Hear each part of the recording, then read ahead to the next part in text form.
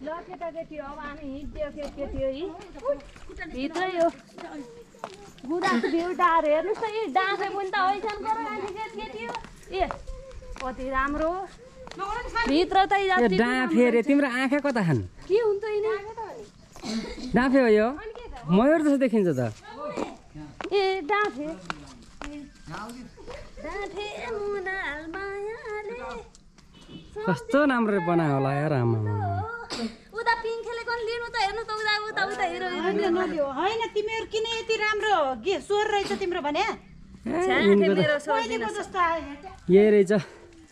गुराँसे view tower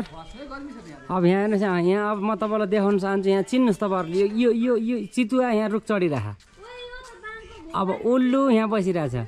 अब गुराँस यसरी फुल्छ भनेर यहाँ देखाइरहेछ अब तपाईँले हेर्न सक्छ वनचौरो पनि यसरी हेर्नु त वनचौरोले काटेको रुख यसरी कट्ने भनेर देखाइरहेको यहाँ सर्प नाग देवता हुनुहुन्छ